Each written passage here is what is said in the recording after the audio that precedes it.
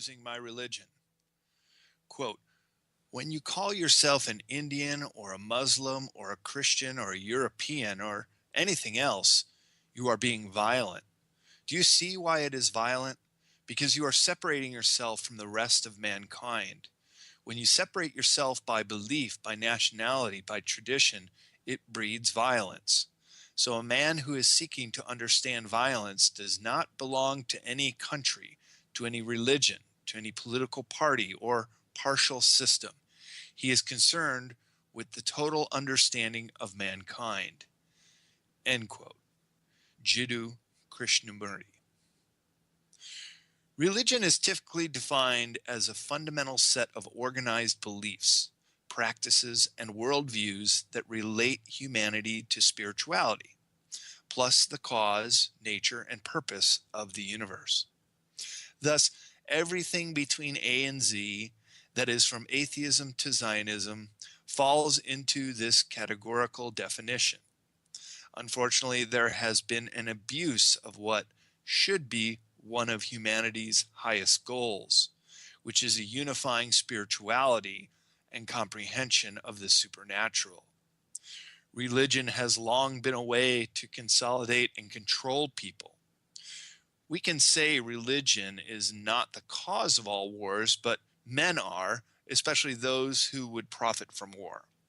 It's just that people become very passionate about their faith, and as history has shown, they will kill in its name.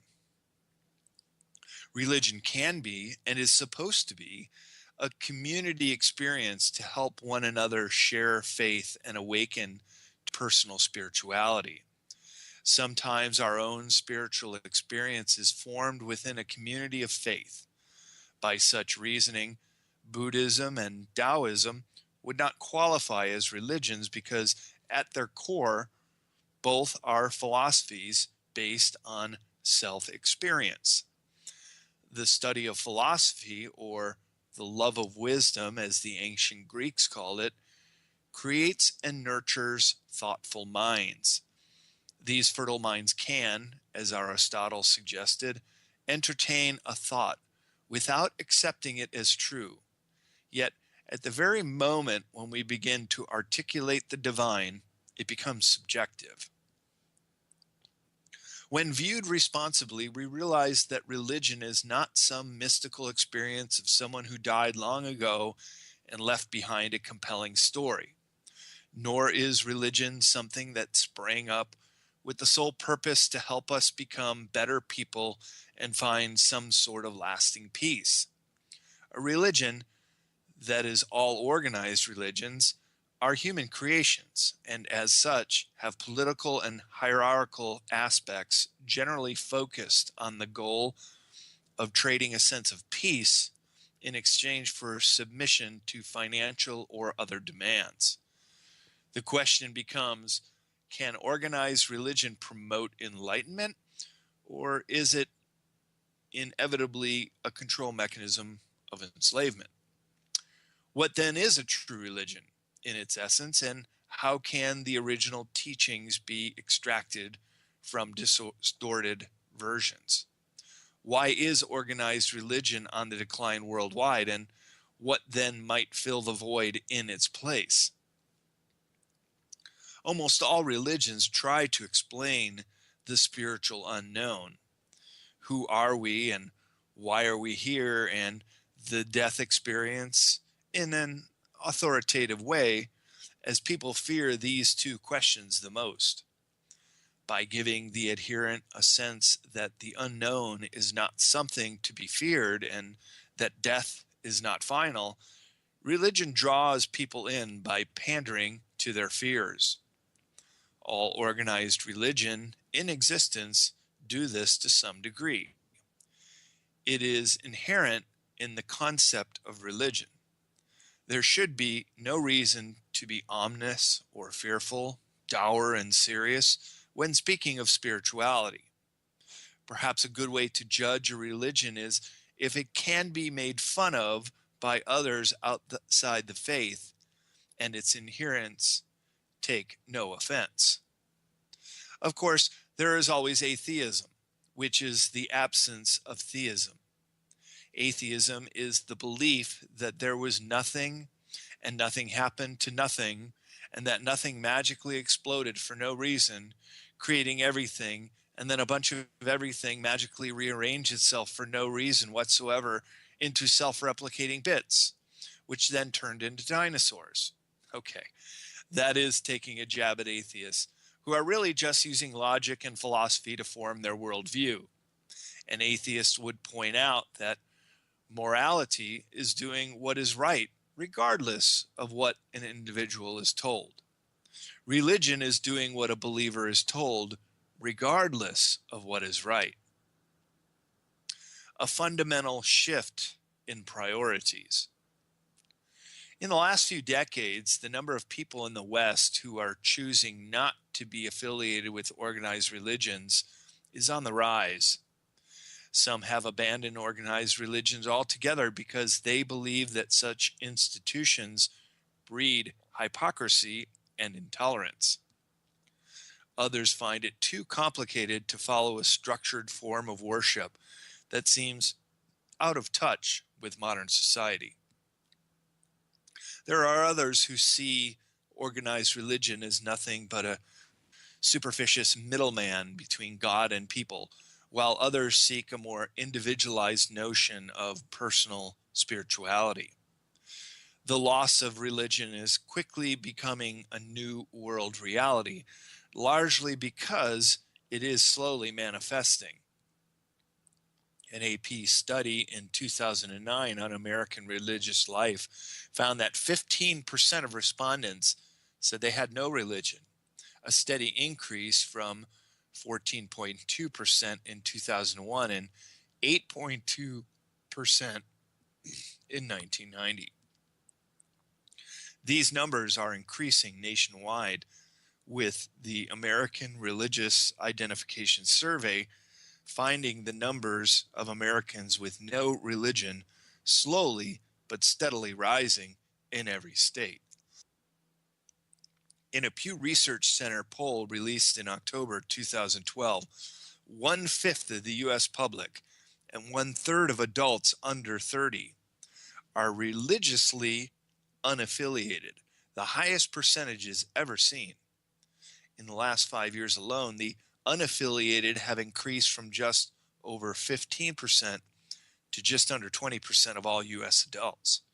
Their ranks now include more than 13 million self-described atheists and agnostics.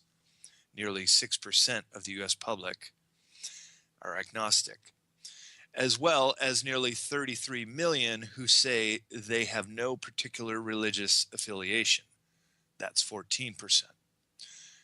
For the first time since the United States was founded, the number of Protestants in the nation fell below 50% to only 48% of Americans in the 2012 Pew study.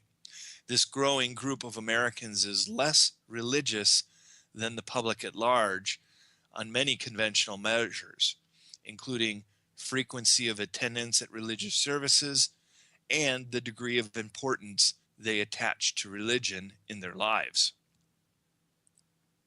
Even conservative pundit Pat Buchanan acknowledges the loss of faith crisis facing Catholicism in his 2011 book, The Suicide of a Superpower. He writes, quote, "Half a century on, the disaster is manifest. The robust and confident church of 1958 no longer exists. Catholic colleges and universities remain Catholic in name only. Parochial schools and high schools are closing as rapidly as they opened in the 1950s. The number of nuns, priests, and seminarians have fallen dramatically. Mass attendance is a third of what it was.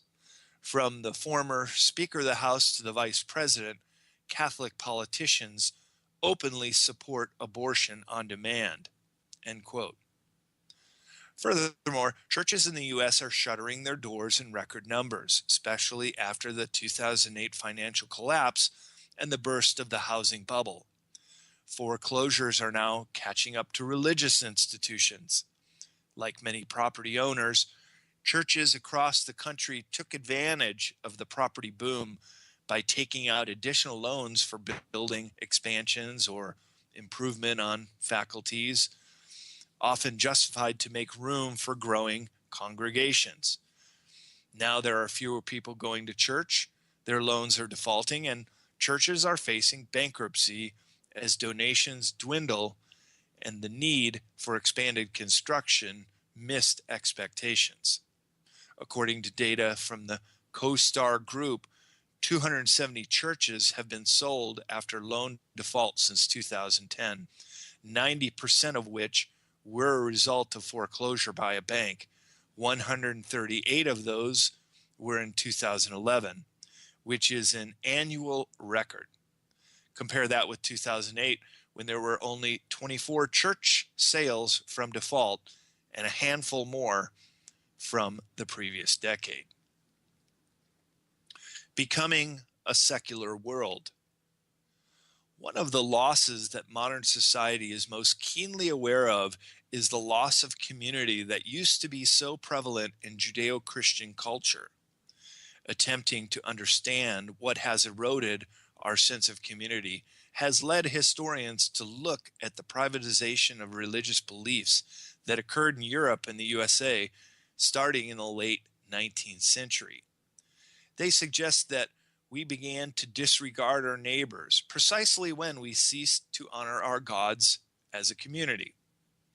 By shedding our needs for worship and church groups, we have also lost an important close neighborliness in an unwitting exchange for ruthless anonymity. Could the secular world draw useful lessons from religious life? Religion serves two central needs that secular society has not been able to reconcile. First, there is a seemingly innate need to live together in harmonious communities, despite our deeply rooted selfish and violent impulses. Second is our need for human support to cope with the pain that arises from troubled relationships. The death of loved ones, professional failure, and the coming decay and demise of ourselves. Our newly realized lack of religious priorities and, by extension, loss of community leaves us virtually no venues where we can transform strangers into friends. Many Western religions, although they once had tremendous value and have brought an enormous amount of comfort to many people throughout history and into the present day, continue to focus on shame, guilt, sin, and control. They do not focus on life or respect or the personal mystical experience, nor do they focus on self-responsibility. They create more division than we have ever known. Advanced spiritual teachings hold that no person is a sinner in essence, and no person should feel shame for honest mistakes. Instead, we are spiritual beings in physical bodies. However, no government or Western religion will admit to that. People are waking up from the long hoodwinking, reaching a new awareness, and indeed entering a new age. Atheist author Richard Dawkins makes the observation, quote, "An atheist is just somebody who feels about Yahweh the way any decent Christian feels about Thor or Baal or the golden calf. We are all atheists about most of the gods that humanity has ever believed in. Some of us just go one god further," end quote. Religious cynicism has also reached a new level. A bumper sticker defines Christianity as, quote, "the belief that some cosmic Jewish zombie can make you live forever if you symbolically eat his flesh and telepathically tell him that you accept him as your master, so he can remove an evil force from your soul that is present in humanity because a rib woman was convinced by a talking snake to eat from a magical tree. Makes perfect sense," end quote. Just a few hundred years ago, a comment like that could get you burned at the stake. Finding my religion. Have you found your god or goddess yet? There is a large religious spectrum in the world with some 900 distinct religions out there. Secularists are doubtful, and so are the faithful. We make ourselves vulnerable when seeking spirituality with a leap of faith, and because of this, many are held back with skepticism. Examples of religion at its worst include scandals with Catholic priests and Muslim suicide bombers. How then to suspend judgment and open ourselves up? God should be a direction, not a destination. We bring baggage into our faith, just as we do with our relationships. We need to try them on and see how they fit. We have to make ourselves vulnerable to conduct a spiritual search. How then are we to be open to the ubiquitous religious state of grace? Adopting to a religion or a faith is a process that unfolds over time. We don't arrive at a destination as much as we travel in a direction to get there. Today, Americans choose their religions and spiritual paths more than ever before. Many are open to the possibility of grace, joy, stillness, and a glimpse of nirvana. As Americans, we are mutts, not only in our blood, but in our religions too. Let's face it, if you were born in Israel, you're probably Jewish. If you were born in Saudi Arabia, you're probably a Muslim. If you were born in India, you'd probably be Hindu. But because you were born in North America, you're likely a Christian. Your default faith is not inspired by some divine, constant truth. It's simply a matter of geography and adapting to the faith of your family. The mindless will always scramble to believe with their fears, especially the fear of death, driving all sensibility from them. However, there are those who understand their own mortality and are at peace with themselves. They do not need false hope to cling to and can learn to love themselves. Often, however, they eschew any contact with religion at all, seeing the poisonous effect it has on others. The truly wise will not subscribe mindlessly to any religion, but will study all of them, knowing there are some good lessons to be learned so long as one does not drink the Kool-Aid and buy into a religion blindly. Hacking the hierarchy. Most human institutions, such as governments, educational institutions, corporations, churches, armies, and political movements, are designed in a rigid hierarchical manner. Basically, the structure of almost every societal organization on Earth is based on a hierarchy system. The senior members, usually called bosses or high priests, have more power than their subordinates. Thus, the relationship defining a hierarchy is in the command structure, or the persons that have the power over all those below them. The pyramid-shaped hierarchy system of governments and religions take their basic origins from ancient Rome. The Caesars of old have become the popes, presidents, and prime ministers of today. A hierarchy is a system of ranking and organizing things or people where each element of the system, except for the top element, is a subordinate to a single other element. The classical age of Rome was essentially controlled by 13 powerful families. Unfortunately, those 13 families still endure today. This system can be hijacked and manipulated with a top-heavy decision-making process. Currently, our planetary governments and most religions are relegated by a brutal social, economic, and political hierarchy. The secretive powers that be are masters at infiltrating movements based on a hierarchy. Examples include the Roman Catholic Church, the Jesuits, European monarchies, and even simple nonprofit organizations. When a movement gains any kind of critical mass, new people with grant money show up and then demand one of their own become a board member. More money leads to more board members until the original idealistic board members are all marginalized, outvoted, or replaced. Lop off the head of the movement, and a pyramidal power structure can easily be overtaken and its direction changed. Such a system is open to abuse of power. The solution is to abolish the hierarchy system. Imagine all the people living in life in peace, sang John Lennon in his hit single Imagine. Imagine there's no countries. It isn't hard to do. Nothing to kill or die for, and no religion too.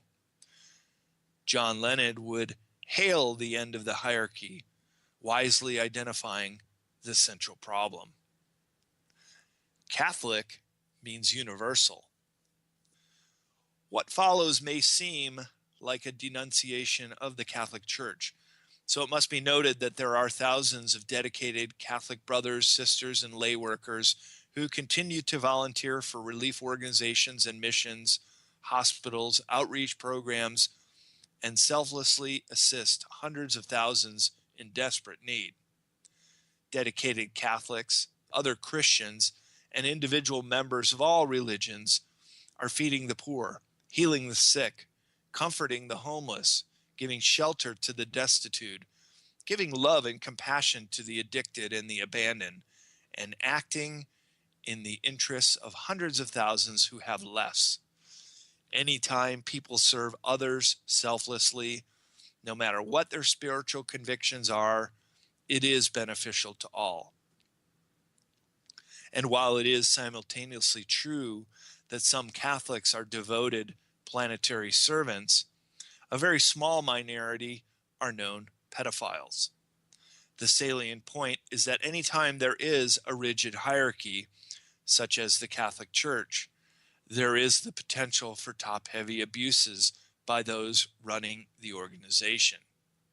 The vast majority beneath them may be unaware of any abuses and feel powerless to change the organization. The Roman Catholic Church has been plagued by controversy in recent years, from allegations of money laundering, Luciferian worship, criminal financial associations to child sex abuse, and has repeatedly been accused by critics of covering up its sins to protect insiders. Throughout its nearly 1,700 years of rule, the Catholic Church has more blood on its hands than any other institution in existence.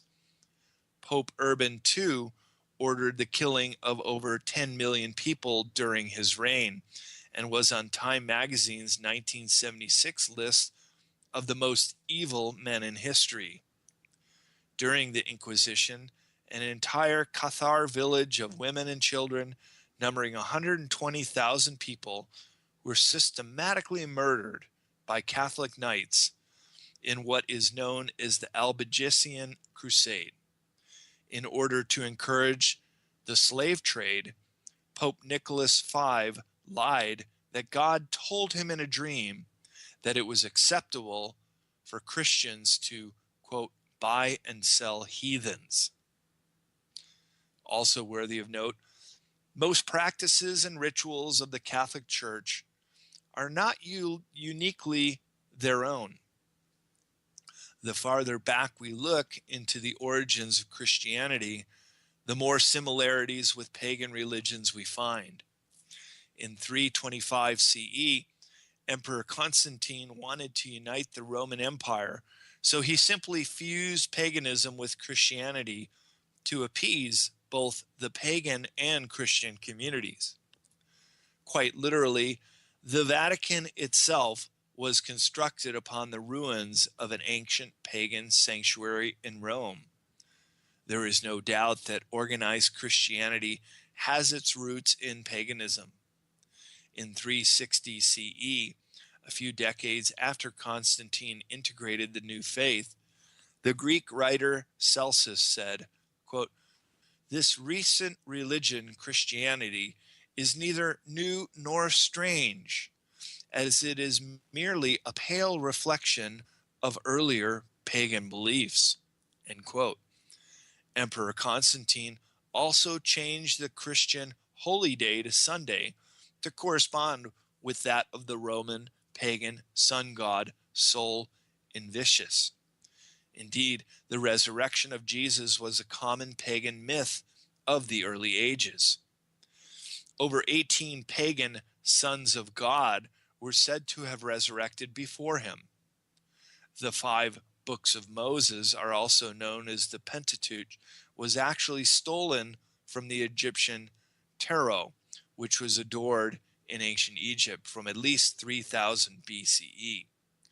The biblical Jesus descended from a generation of 12, had 12 disciples, and dined with them at the Last Supper. Interestingly, so did the Hindu god Krishna thousands of years earlier.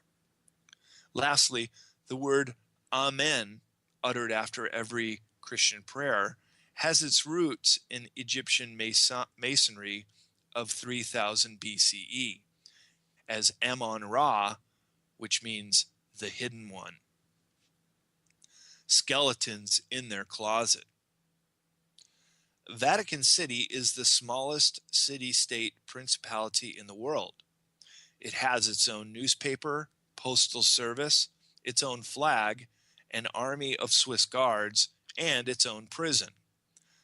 The Vatican rules over approximately 1.2 billion people worldwide. It is a large investor of the world's biggest banks and top companies, such as Shell Oil and General Electric. It holds billions of dollars worth of gold in the care of the Rothschilds Bank of England.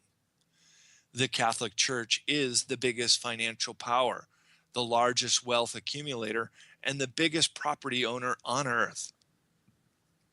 The Pope is the visible ruler in charge of this colossal wealth, making him one of the richest men on earth.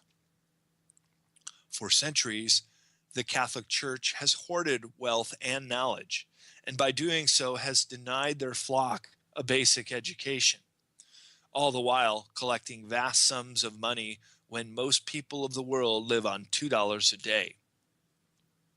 St. Peter's Basilica dominates the Vatican City in Rome, Italy.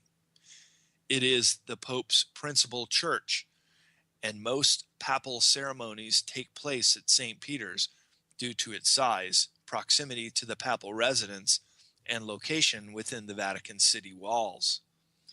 It is the most prominent building in the Vatican City, and its dome is a dominant feature of the skyline of Rome. The focal point of the basilica is the altar located over what is said to be the location of St. Peter's burial. While St. Peter was one of Jesus' first disciples, he is also the exemplar of little faith, as described in Matthew 14. Jesus would say to Peter, "Get behind me, Satan," and he eventually denies Jesus 3 times. Interestingly, every pope wears the golden ring of St. Peter with their own name inscribed on it, which could then be considered the ring of Satan. Jesus Christ, the alleged founder of Christianity, although his teachings are unrecognizable in its current institutional form, was the poorest of the poor. Roman Catholicism, which claims to be his church, is the richest of the rich and the wealthiest institution on earth. Why is it that such an institution, ruling in the name of this itinerant preacher, whose want was such that he had not even a pillow upon which to rest his head, is now so overloaded with riches that it could rival, indeed, that it could put to shame the combined might of the most redoubtable financial trusts of the most potent industrial supergiants and of the most prosperous global corporations of the world. Few of the 1.2 billion Catholics worldwide who have studied the history of the Church would claim its infallibility. There have been murders, cover-ups, persecutions, and other crimes committed by various popes over the centuries. One needs only to refer to the Inquisition to understand the intense harm the Catholic Church has wreaked on countless innocent people, including the brutal genocide of the Christian sect called the Cathars, who are not under the authority of the Catholic Church. But that's all well out of the range of living history now. What about the last 100 years? There is a connection between the beloved Pope John Paul II, who was declared a Catholic saint in 2014, and the German chemical company IG Farben. This story may not be provable, yet it is often spoken of as fact. In the early 1940s, IG Farben employed a Polish chemist and salesman who sold cyanide gas, Zyklon B, and malthinium to the Nazis for extermination camps of groups of people in Auschwitz. After the war, the salesman was ordained a Catholic priest. In 1958, this ambitious priest became Poland's youngest bishop. After Pope John Paul I's highly suspicious death after only a 33-day reign, the ex-cyanide gas salesman named Karol Wojtyła was elected to the papacy in October 1978 under the new name Pope John Paul II, and he became the second longest reigning pope in papal history. In March 2000, Pope John Paul II issued a public apology, not for his war effort, but for the depravity of the Christian religion. He apologized for the persecution of Protestants, for the crimes of the Crusaders, and the Church's repression of Galileo, among other items. His plea for forgiveness also sought to pardon the use of violence in the service of truth, and often used fragile and troubling references to the Inquisition. The apology read by Pope John Paul II was the result of 4 years of work by a panel of 28 theologians and scholars, and it was by far the most sweeping apology by a leader of a major religion. Also in 2000, Pope John Paul II seemed to align with the New World Order when he said, quote, "By the end of this decade, we will live under the first one world government that has ever existed in the society of nations, a government with absolute authority to decide the basic issues of human survival. One world government is inevitable," end quote. His successor, German-born Pope Benedict the 16th, has been a staunch advocate for the New World Order. That is, until his highly unusual resignation from the papacy in February 2013. The diplomacy of the Holy See. The Holy See is the universal government of the Catholic Church, and it operates from the Vatican city-state, a sovereign and independent territory. The Pope is the ruler of both the Holy See and the Vatican city-state. The Holy See, as the supreme body of government of the Catholic Church, is a sovereign judicial entity under international law. The Holy See conducts activity and diplomacy. It maintains formal diplomatic relations with the 193 nations who are members of the United Nations. The Vatican, as an observer state, also has relations outside of the UN with Taiwan, the Cook Islands, Palestine, and the Sovereign Order of Malta. It has a special relationship with the European Union. 78 of these maintain permanent diplomatic missions accredited to the Holy See and are resident in Rome. The rest have missions located outside Italy with dual accreditation. The Holy See maintains 106 permanent diplomatic missions to nation states. In addition, the Holy See has a separate permanent diplomatic mission to the European Union in Brussels.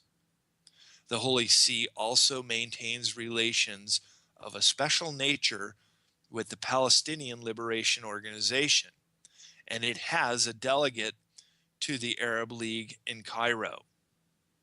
Activities of the Holy See within the United Nations gives them the ability to influence the decision and recommendations of the United Nations. The UN is increasingly calling for a one world currency. Similarly, the Vatican has joined the call for a crackdown on financial markets. Another Vatican think tank wants global authority to police financial markets. The Holy See is especially active in international organizations. The Holy See is a permanent observer in the following organizations: the United Nations, World Health Organization, United Nations Food and Agricultural Organization, Organization of American States in Washington, African Union, World Tourist Organization, World Trade Organization, World Food Program, United Nations Educational, Scientific, and Cultural Organization, United Nations Environment Program, United Nations International Drug Control Program, United Nations Center for Human Settlements, the Latin Union, International Organization for Migration, International Labor Organization, and the International Fund for Agricultural Development. One comes to wonder why a religious organization is so vested in political power. Pedophile priests, clerical sex abuse victims reacted furiously to John Paul II's successor, Pope Benedict's claim in November 2011 that pedophilia was not considered an absolute evil in times as recently as the 1970s. In his traditional Christmas address to cardinals and officials working in Rome, Pope Benedict XVI also claimed that child pornography was increasingly considered normal by society. Quote, in the 1970s, pedophilia was theorized as something fully in conformity with man and even with children, Pope Benedict said. Quote, it was maintained even within the realm of Catholic theology that there is no such thing as evil in itself or good in itself. There is only a better than and a worse than. Nothing is good or bad in itself, end quote. This long-standing and unhealthy culture of rigid, secretive, all-male church hierarchy fixated on self-preservation at all costs seems desperate to hang on to the power they've retained over so many people worldwide. The latest controversy comes as the German magazine Der Spiegel continues to investigate the previous pope's role in allowing a known pedophile priest to work with children in the early 1980s. Justifications for sexual child abuse were a last-ditch effort of desperation for the former Pope Benedict to keep the church relevant in spite of record numbers of people abandoning the faith. Pope Benedict said, abuse revelations in 2010 reached an unimaginable dimension that brought humiliation to the church.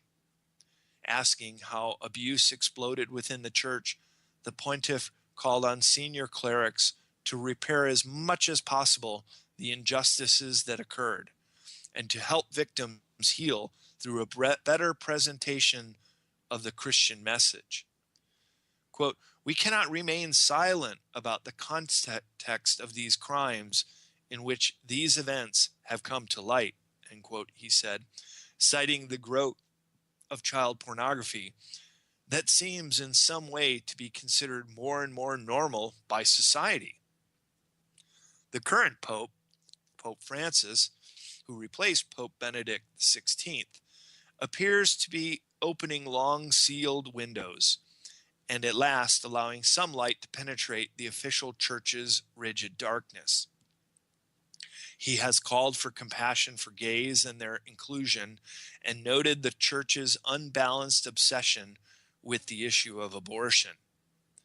At one point, he was asked about these controversies and remarked, "Who am I to judge?" While some interpreted this remark to be a dodge regarding the pedophile priest issue, his larger attitudes and opinions do not suggest he would take child abuse lightly. Rather, this remark could also be interpreted as not judging homosexuality. The statement, "Who am I to judge?" is the polar opposite of papal infallibility.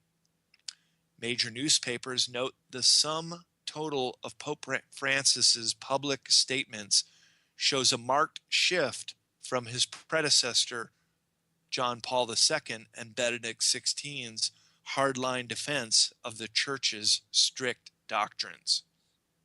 His pronouncements in the first 6 months since his election by the College of Cardinals have many dedicated and disparaging Catholics around the world rejoicing in astonishment. One can almost hear the huge exultation. On the other hand, the conservative wing of the church is upset. The new pope named himself after a Franciscan, an order known for their compassion, mercy, and services to the poor. This is one of the hopeful signs of a cultural awakening and change, and an indication that there is a global shift in awareness, a reason to not lose hope despite the seemingly entrenched, hidden, manipulative forces. Human beings are resilient. Shifts in perception are indeed possible. Religion and fascism. The etymology of the word religion is religare in Latin, which means to rebind. What do you rebind it to? A fascisco. What is a fascisco? It is a bundle of sticks, but it is also fascism. By definition, fascism is a radical authoritarian nationalist political ideology.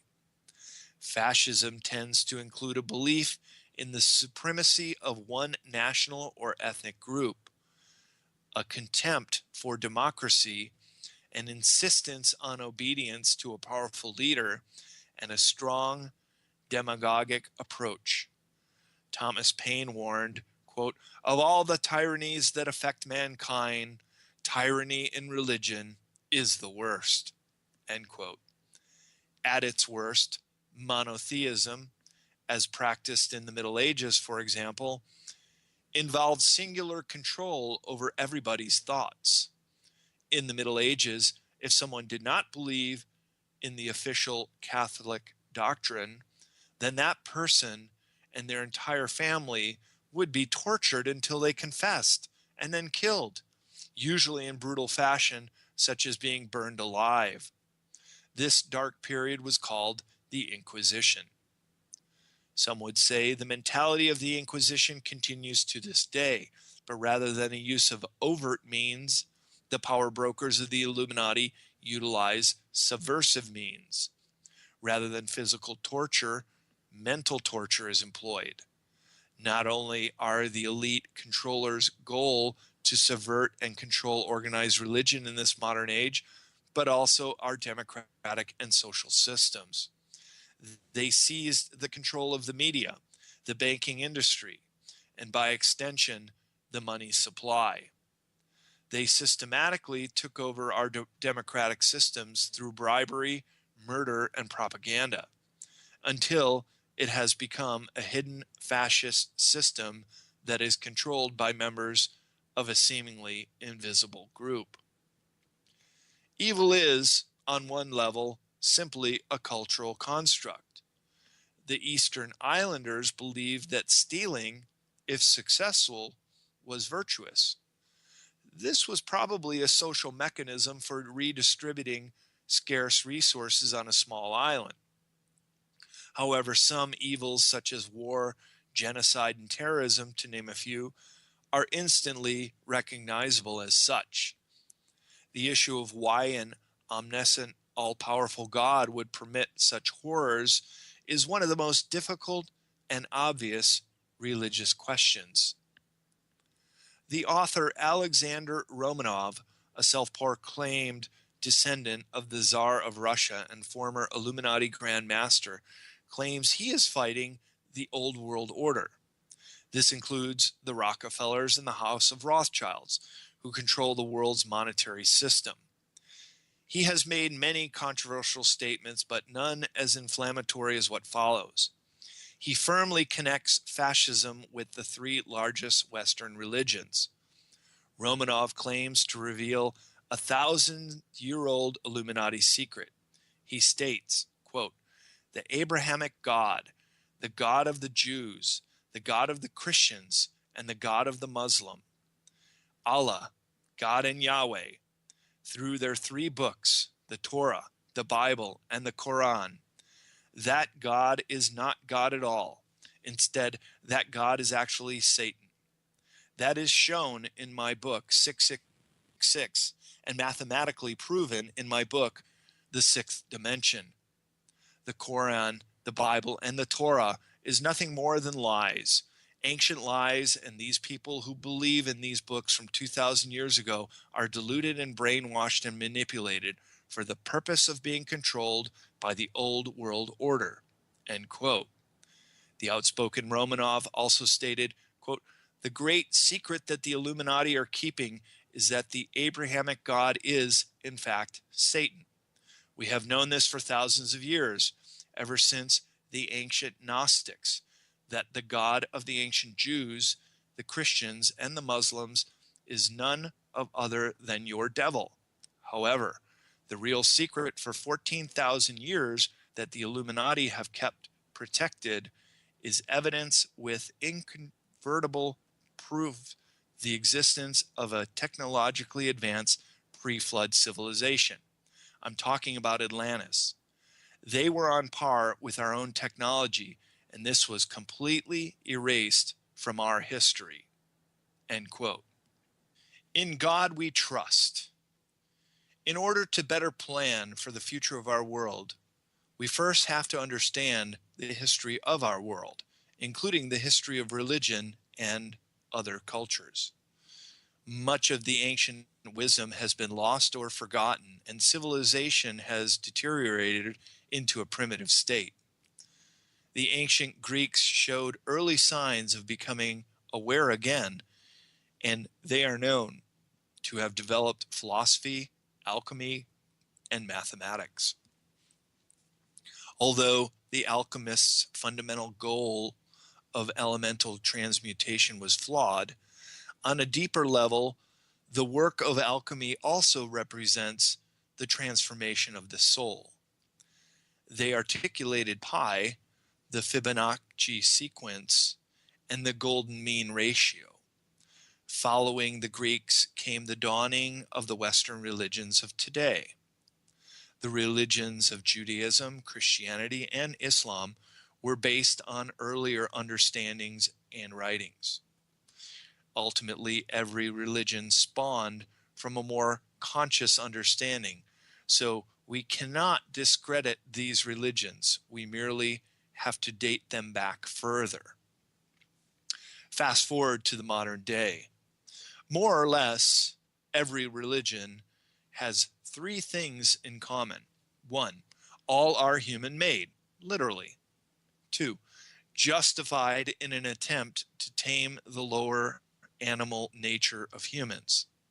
And 3, used for cash hierarchical power, which stands in contradiction to the goal of taming the id, that part of our mind responsible for basic human drives. The world can be a harsh place for every creature, yet humans are the only species that can be counted on to willfully make life more miserable for everyone and everything, more often than not utilizing religion as a cudgel. Let's be honest, it does not matter what or who people believe in. If it's not causing harm to another person, then it is good. But this cannot be said about our current known religions, because billions have perished in the name of them over the centuries. At the end of the day, we have to recognize that religions have nothing to do with God, but solely are ways and means of controlling the masses. Therefore, it is rational to conclude that religion is neither created or, at the very least, heavily influenced by people. How then could there be such an entity as God? We must conclude that God is an exclusively human concept, which is a misunderstanding of the original concept of creator. This is further confused as there are many macrocosmic level creators, gradients of consciousness, or logos. God implies some separate entity that is outside of us, which we must supplicate to and worship. Our one infinite creator and almost all of our logos and sublogos does not seek human worship. They want us to understand creation and our place within it as an active, co-creating participant. Ultimately, there is a supreme being in the form of the one infinite creator, but we are all a part of it rather than being its subject. None of the names given for this supreme being by any religions are the true name, but they are indeed appropriate in that there is one supreme being, namely the infinite creator. They just have different concepts about it, which spring from the texts their religions are based upon. We need not worship our infinite creator, but rather live in a state of thanksgiving and service to it for bringing us into being and for this amazing world it has created. We may forget who we really are in order to remember and learn of ourselves once again as the creator. None of us are doomed, nor does our soul require salvation. There is nothing to save our souls from. Our infinite creator has many messengers, and we all interact in our own unique ways to help with our collective awakening. Mystics in the mix. Mysticism as a general concept has existed for thousands of years, and whether it is seen through the lens of Hinduism, Buddhism, Jainism, Islam, Christianity, or even Judaism, the general tenets are some form of meditation, loss of self, or devotion to the divine. For some, a mystical path might lead to asceticism, an austere lifestyle refraining from sensual pleasures of the accumulation of material wealth. It can also lead to loss of identification with the illusory self, thus accessing one's inner guide or higher self. These practices have been taken to heart by millions. What is most interesting and is at the deepest level of mysticism is that religious teachings fall to the wayside. Religious dogma, holy scriptures, and even spiritual teaching often became irrelevant. The following is a brief look at the largest world religions today and the mystics that have spawned them. The Tanakh is the Hebrew Bible, quintessential sacred texts to Orthodox Jews. The first 5 books of the Tanakh comprise the Torah, also called the Pentateuch. It is the core sacred writings of the ancient Jews, historically ascribed to have been written by Moses under divine inspiration. Modern scholars believe that Tanakh was composed of 4 or 5 writers between 1000 to 400 BCE and based on much older traditions. The Kabbalah is the outgrowth of a long-term evolution of Jewish mystical thought, starting with the Essenes and the Merkabah, or chariot, and codifies the mysticism of the Talmudic era. The Talmud is a vast collection of Jewish laws and traditions. The process of studying the Talmud has been compared with the practice of Zen Buddhist koan meditation. Neoplatonism, Gnosticism, contemplative Christianity, and other currents, all in turn, were impacted by Jewish mysticism. Zen Buddhism and Shinto are the mystic schools of Japanese culture. Most Japanese Buddhists practice what is known as Jiriki, or the self-power school, with another practice called Tariki, the other power school. But there is something common to both that can only be felt by the adherent. Zen and its Shin offshoot thus can be grouped together as belonging to the great Buddhist school of mysticism. Zen emphasizes experiential wisdom towards the attainment of enlightenment. As such, it de-emphasizes theoretical knowledge in favor of direct self-realization through meditation and Dharma practice. Shin Buddhism is considered the most widely practiced branch of Buddhism in Japan today. The Quran is the primary text of Islam, as revealed to the Prophet Muhammad beginning in the year 610 CE. It was canonized between 644 and 656. The Quran is compulsory reading for anyone who wants to understand Islam. Quran means the recital in Arabic. According to the story, the angel Gabriel commanded Muhammad to recite. Sufism is a mystical Islamic belief system. It is renowned for its contributions to world literature and devotional storytelling, including beautiful symbolic poetry containing profound insights, such as that of Rumi, a 13th century poet, much of which was translated in the 19th century by European scholars and travelers. The whirling dervishes of 13th century Persia act out mystical Islam, achieving an altered state through a form of spinning ecstatic dance. The practice continues to this day, especially in Konya, Turkey. The Bible is considered a sacred text by 3 major world religions: Judaism, Christianity, and Islam. Many devout believers consider it to be the literal truth. Others treat it with great respect, but believe that it was written by human beings, and as such, it is a complex and often contradictory document.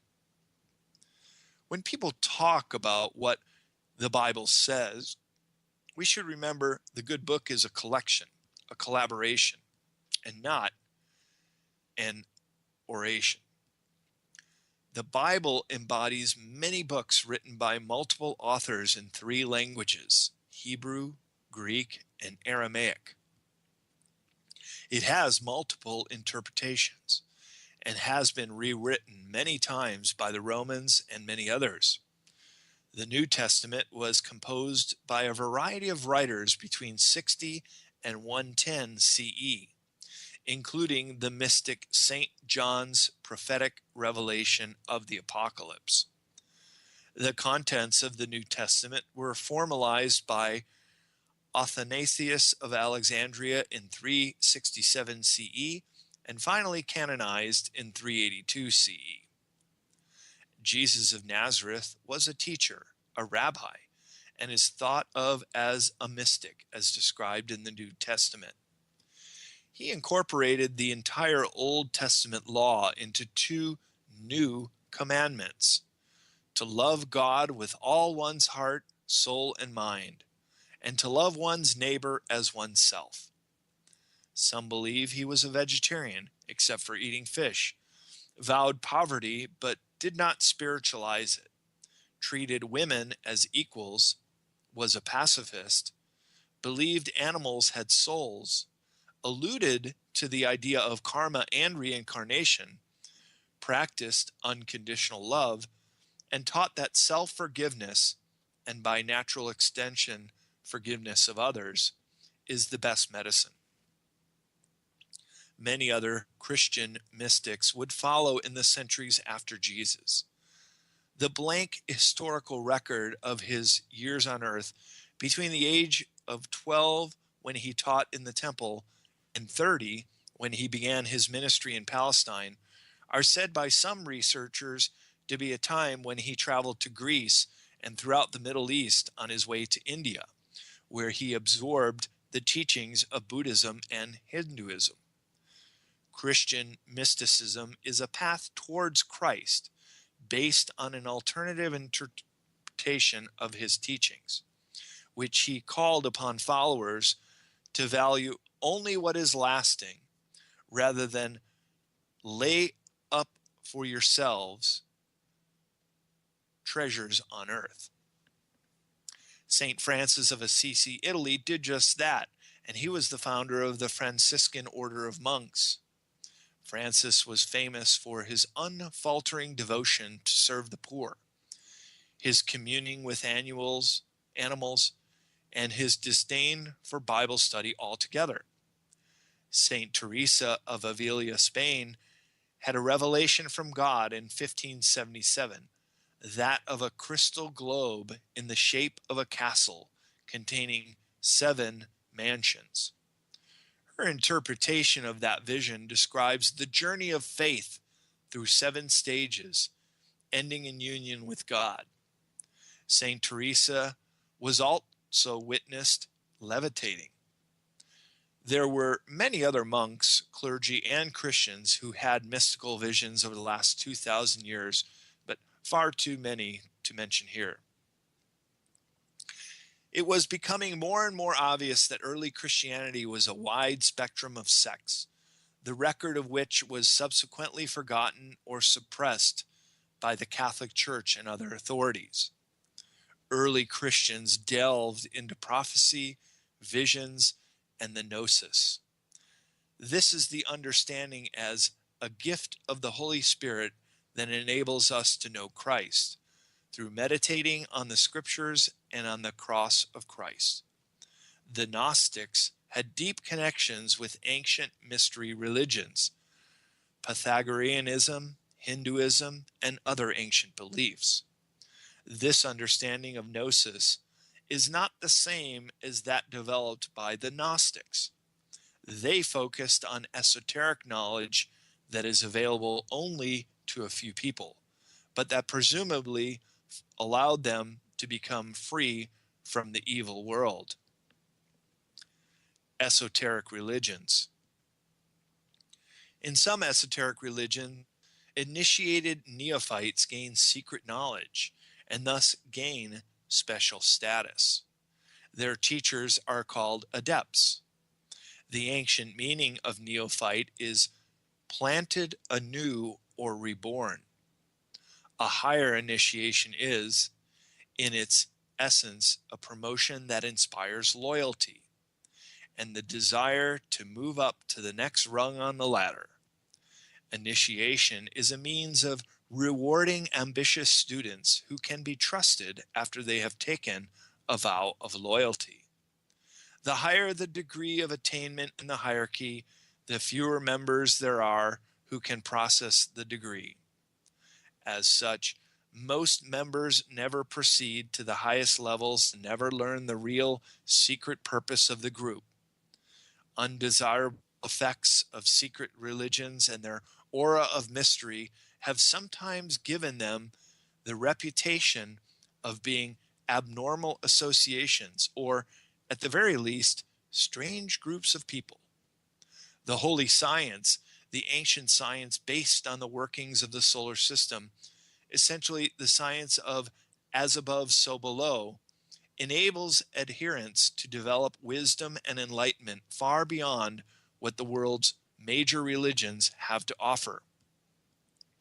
Quantum physics confirms what the ancient masters already knew, that solid matter does not exist, that matter is merely energy within a vibration ocean of consciousness. This is something no organized religion will reveal, because if everyone is a master, there is no longer a need for organized religion. Rigid hierarchy-based religions cannot be the true spiritual path for humanity when core secrets are kept from the adherents, let alone the population at large. Any one world religion must include all people and be completely open and transparent. But if an esoteric religion is open to all, with the single qualification that an adherent must work hard to learn the teachings, then there can be the capacity for doing good. Knowledge is always power. The visible form of this power, the communication device, is the teacher, the healer, or a visionary guide.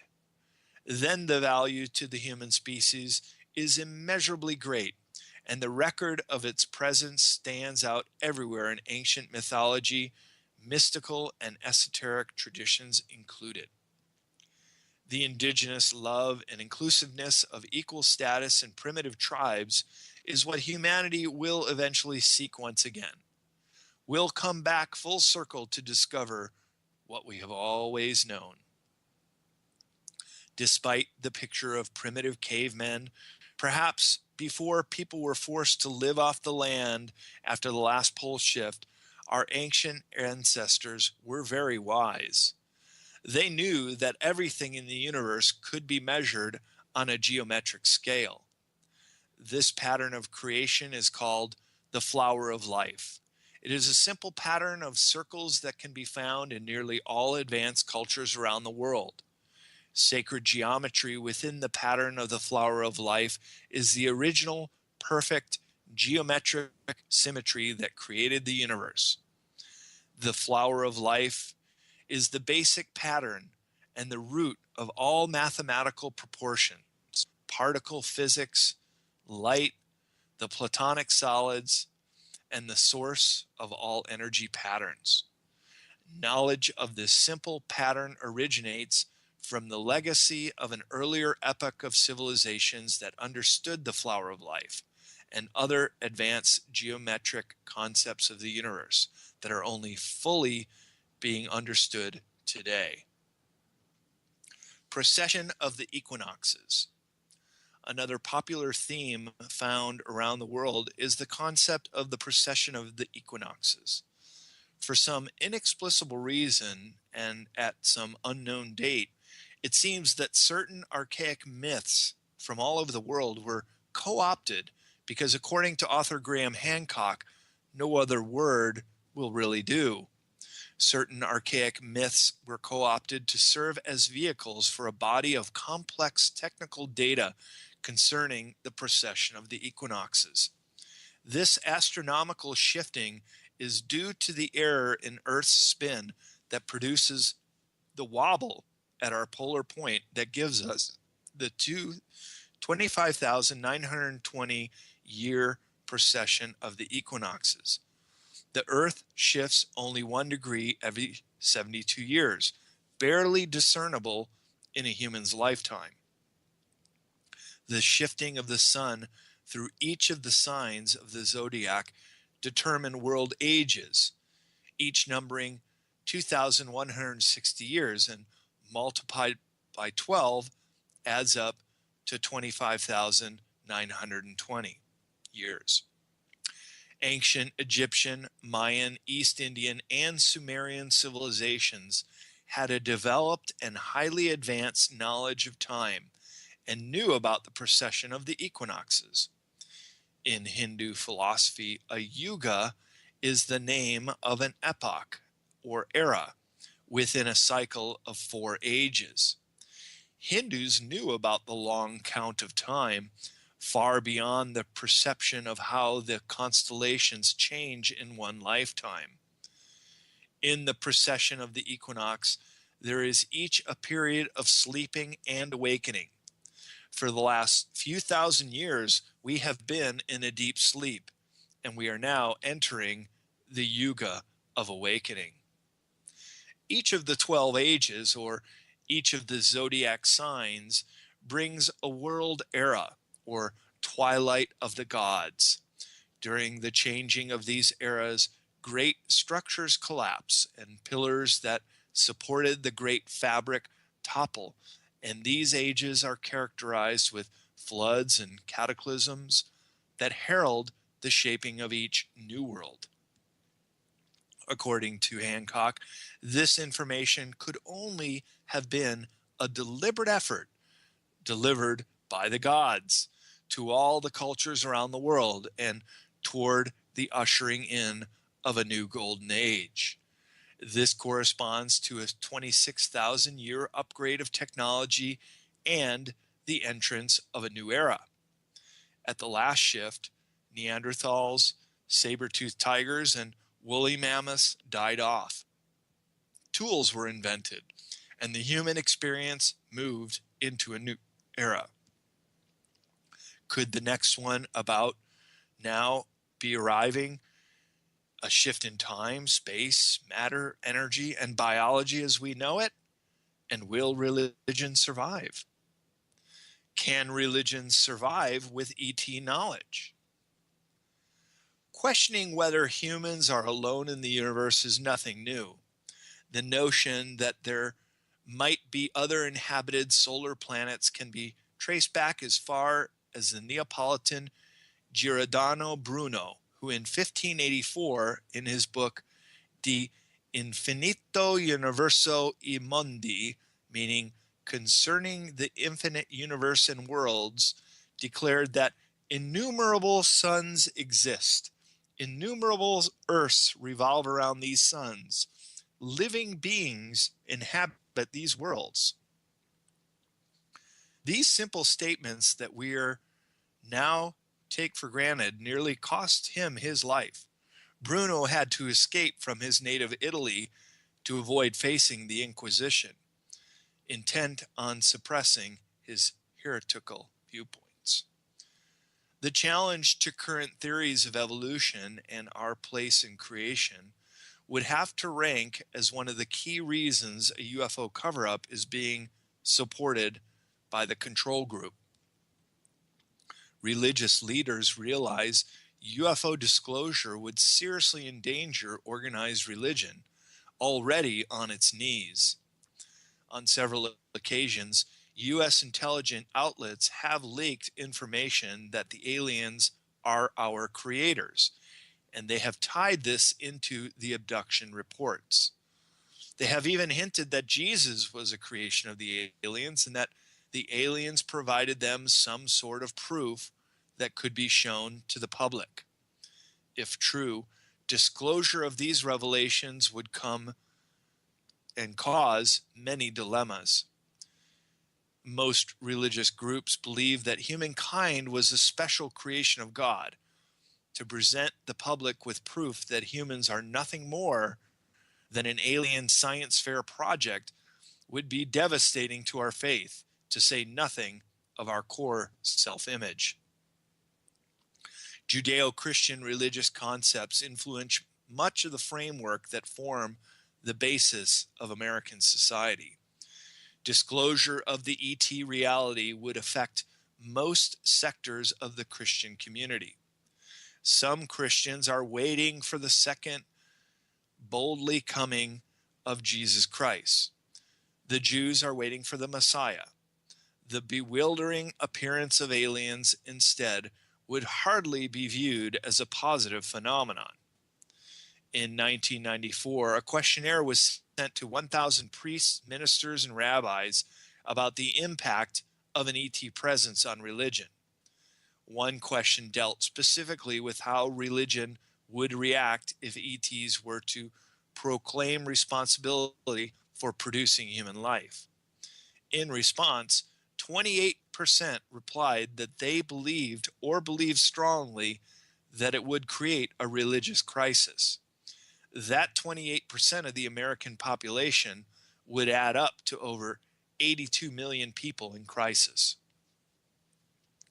It could be argued that a small number of people affected by such a challenge to their belief structure would be small in the 21st century, but even a small percentage would deserve some protection, considering the power and influence of conservative elements in the present administration.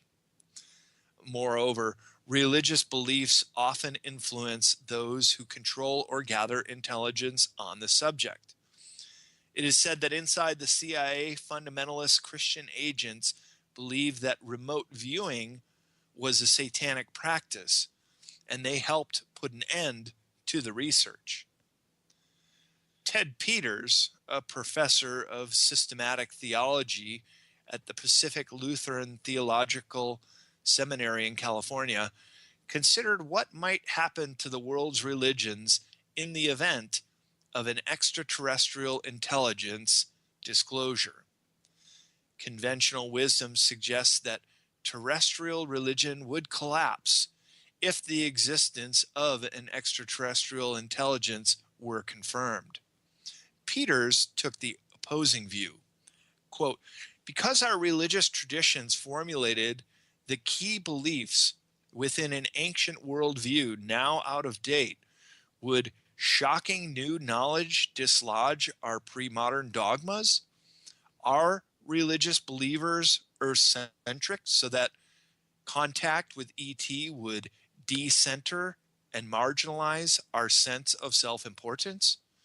Do our traditional religions rank us human beings on top of life's hierarchy? So if we met extraterrestrial intelligence who are smarter than us, will we lose our superior rank? If we are created in God's image, as the Bible traditions teach us, will we have to share that divine image with our new neighbors? End quote. Ted Peters' conclusion, however, is that faith in Earth's major religions would survive intact. He goes on, quote, theologians will not find themselves out of a job. In fact, theologians might relish in the new challenge to reformulate classical religious commitments in light of the new and wider vision of God's creation. Traditional theologians must then become astro-theologians.